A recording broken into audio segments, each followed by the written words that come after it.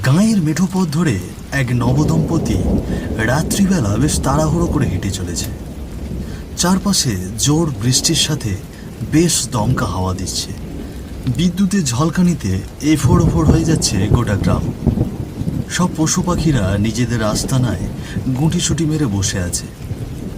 কতবার করে বলেছিলাম আজ বাড়ি থেকে বের হতে হবে না, কেন শুনলে না আমার কথা? এবারে বৃষ্টির মধ্যে কি অবস্থাটাই না হচ্ছে। আহা, আমি কি থোড়ি বুঝতে পেরেছিলাম যে আজ বৃষ্টি হবে? মা এতবার করে বারণ করলো অষ্টমঙ্গলার থেকে আজ বাড়ি না ফিরতে। শনিবারে কেউ বাড়ি থেকে বেরোয়, আর উপরে এই থুম বৃষ্টি। আজ রাতটা আমার বাপের বাড়ি কাটিয়ে দিলেই ভালো হতো। বাড়ি তো প্রায় পৌঁছেই গেছি। জঙ্গল পেরিয়ে কিছু দূর গেলেই বাড়ি চলে আসবে। শিগগিরই পা চালিয়ে চলো গিন্নি। ওটা কি? ও মা গো! এ আপনি কে? কি চান আপনি? মাংস খেয়েছিলি? হ্যাঁ, তোর শ্বশুর আমার দোকান থেকে নিয়ে গিয়েছিল, খেয়েছিলি? কি বলছেন কি আপনি? ও গো, শনিবারে কেন বেরোলে গো? এ নির্ঘাত কোনো ভূত। শিগগিরই পালাও এখান থেকে। পালাবি?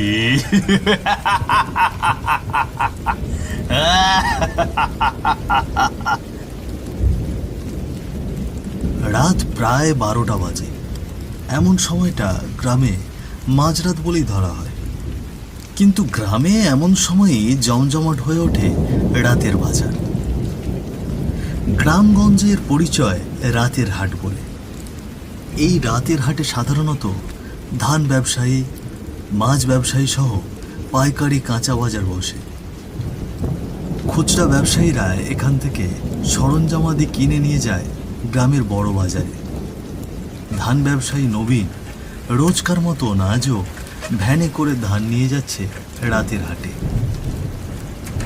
আকাশ বেয়ে ঝিরঝির বৃষ্টির সাথে আকাশের বুক চিরে কিছু বিদ্যুতের ঝলকানিও দেখা যাচ্ছে প্রায় প্রায়।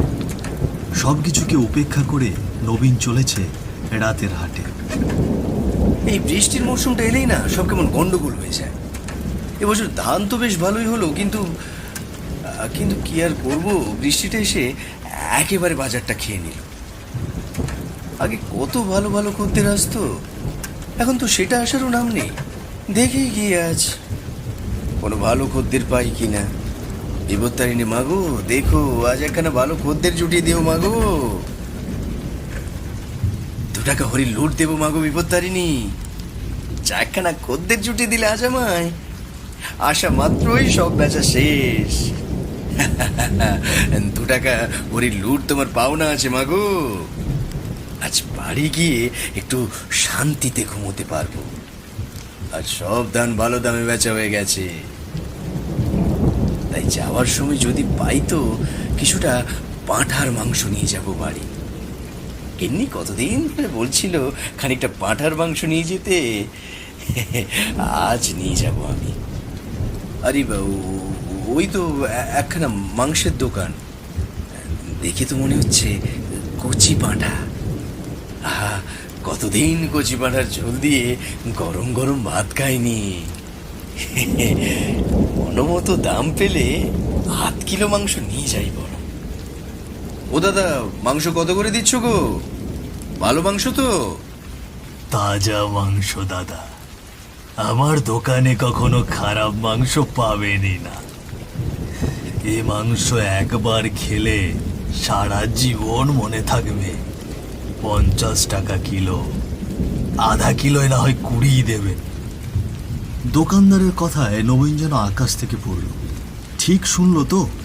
যেখানে 100 টাকা কিলো মাংস পাওয়াই মুশকিল, সেখানে 50 টাকা কিলো মাংস আজকাল তো পাওয়াই যায় না। বহু বছর আগে পাওয়া যেত অবশ্য, কিন্তু সেসব এখন অতীত। বেশ খানিকটা আশ্চর্যমাখা কণ্ঠে নবীন জিজ্ঞেস করল, কত বললে? কিলো 50? বলি পাঁঠার মাংসই তো, এত কম দামে দিচ্ছ কিভাবে শুনি? 100তেই তো আজকাল পাওয়া মুশকিল। তুমি কি মশকরা করছো আমার সাথে? মশকরা করছি না দাদা, এ দোকান আমার বাপ দাদার আমলের। আমার পূর্বপুরুষরাও মাংস বেচেই দিন কাটাতো। এই গাঁয়ে এসেছি নতুন, আমার কাছে 50 টাকা কিলোই পাবে। তাহলে 1 কিলোই দিয়ে দাও, বহুদিন পর বেশ জমিয়ে খাবো। গিন্নি শুনলেও বেশ খুশি হবে।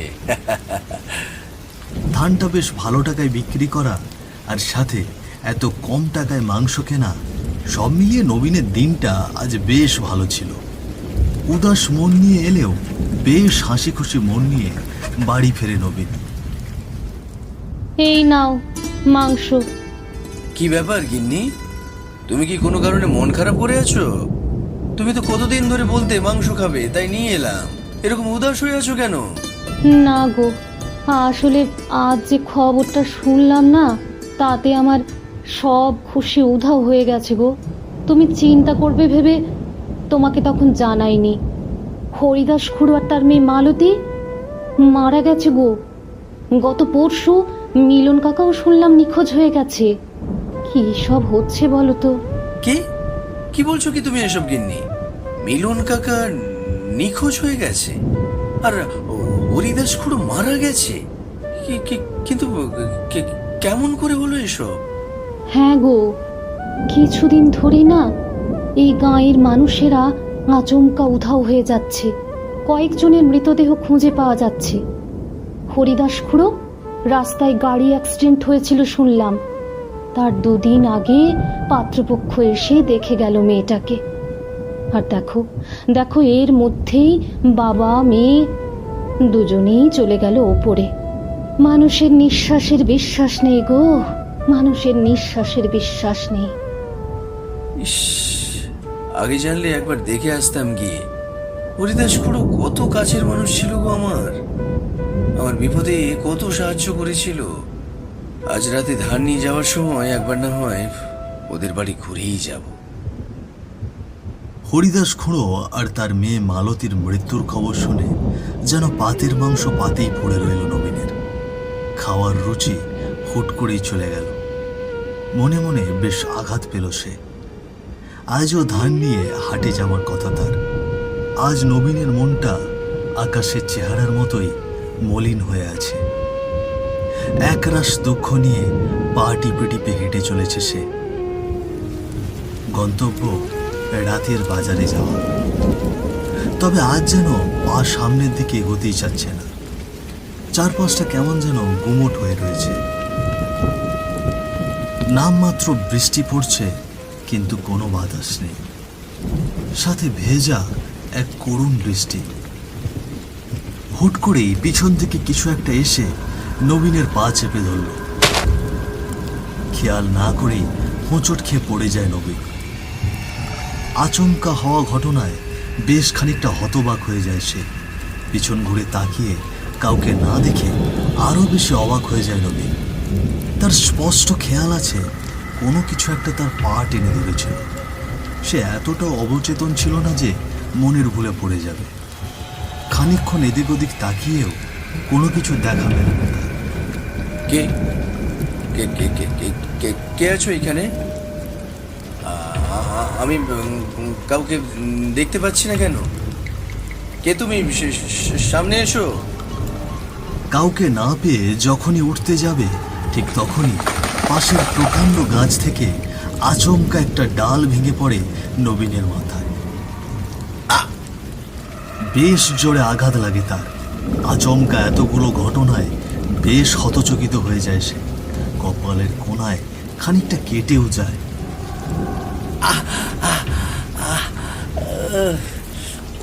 এটা কি করে বললো? ভগবান, ঘর থেকে বেরোলাম দুশ্চিন্তা নিয়ে, আর এখন এই অবস্থা। আর কি তবে ঘরে ফিরে যাওয়া উচিত হবে? মাথা ঘুরছে, ব্যথায় মাথা ঘুরছে। মনে হয় না আজ আর হাটে যাওয়া হবে বলে। আমি বরং বাড়ি ফিরে যাই। এরই মাঝে ঘটে এক অনাকাঙ্ক্ষিত ঘটনা। চাদর মুড়ি দেওয়া একজন এসে দাঁড়ায় নবীনের সামনে। এত সময় সামনে না থাকলেও হুট করে সামনে আসে নবীন। বেশ ঘাবড়ে যায়।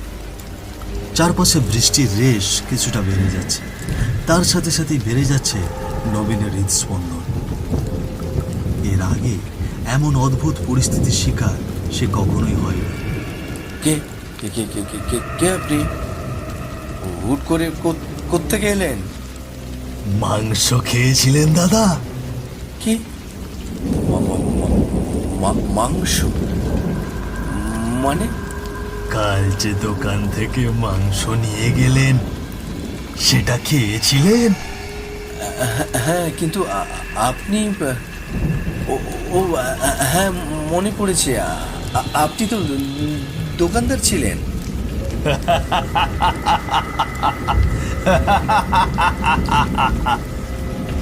সামনে দাঁড়িয়ে থাকা মনোহরের চাদর সরে গেল, আর বেরিয়ে এলো এক ভয়ানক কদাকার চেহারা। চোখের কোটরে কোনো চোখ নেই তার, গলায় মোটা একটা কাটা দাগ, শরীর থেকে আষ্টে পৃষ্ঠে দুর্গন্ধ বেরোচ্ছে। এ যেন কোনো মানব শরীর নয়, কোনো ভিন্ন জগতে প্রাণীর শরীর, আর এই শরীরের ভেতর কোনো প্রাণ নেই। নবীন ভয়ে ভয়ে পাথর হয়ে গেল। এরকম কিছু দেখবে সে আশা করেনি। কপালে বিন্দু বিন্দু ঘাম জমতে শুরু করে দিয়েছে ভয়ে। কাঁপা কাঁপা গলায় বলে উঠল নবীন, কে কে কে কে কে কে কে কে কে আপনি?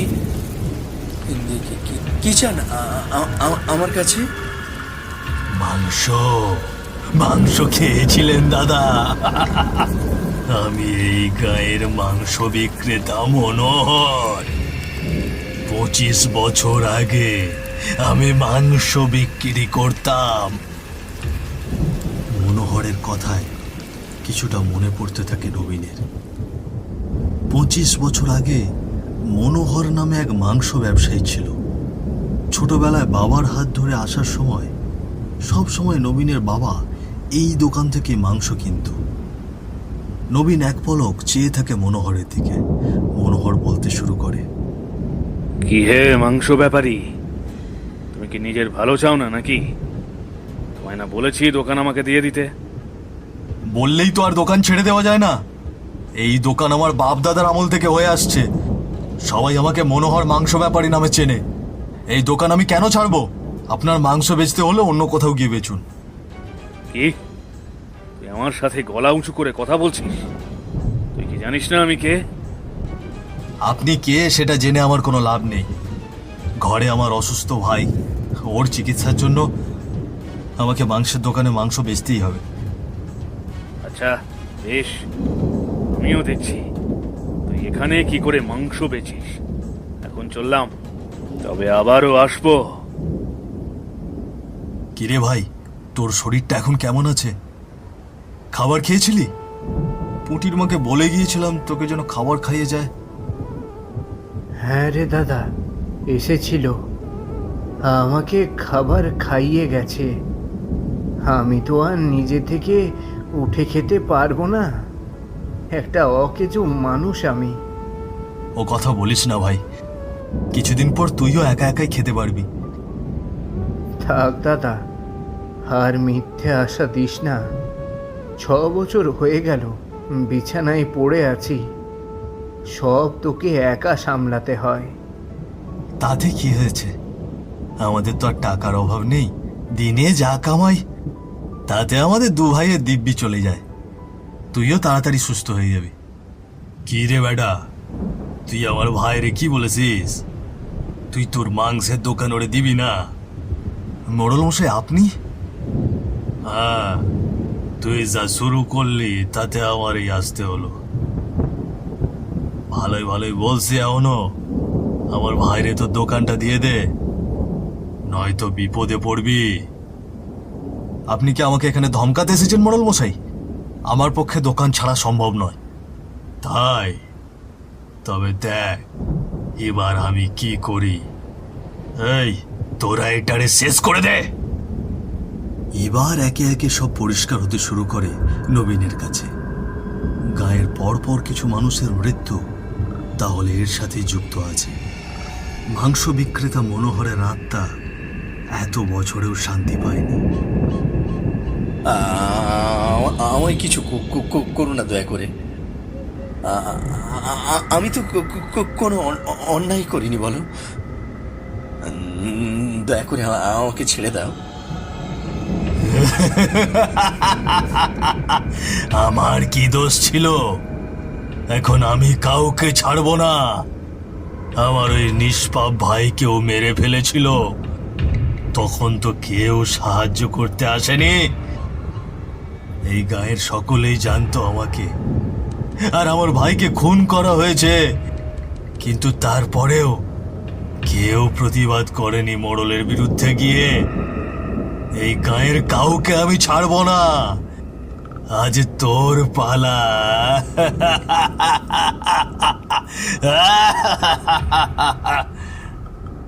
না।